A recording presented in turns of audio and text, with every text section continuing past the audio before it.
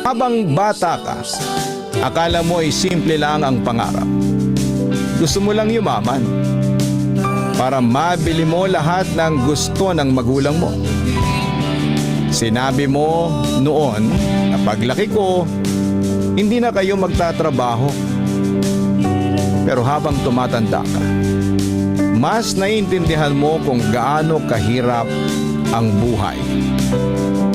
Hindi pala sapat yung sipag lang.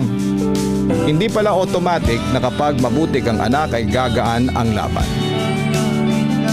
At masakit isipin na habang tumatanda ka, tumatanda din sila. Yung mga magulang mong dating malakas ay unti-unti mo nang nakikitang napapagod. Yung dating ikaw ang inaalagaan ngayon ay gusto mo nang ikaw naman ang mag-alaga. Pero minsan, kahit gusto mong ibigay ang lahat, kulang pa rin yung kaya mo. At yun yung pinakamasakit sa isang anak. Yung makita silang may kailangan pero hindi mo agad maibigay.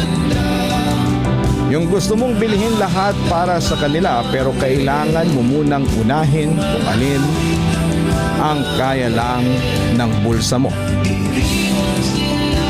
Minsan mapapaisip ka na lang, kailan kaya yung ako naman? Yung kaya ko nang sabihin sa kanila na pahinga na muna kayo. Kasi ang totoo ay hindi naman para sa sarili mo kaya ka lumalaban.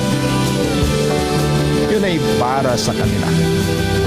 Para masuklian kahit papaano lahat ng sakripisyong ginawa nila nung ikaw naman yung walang maibigay.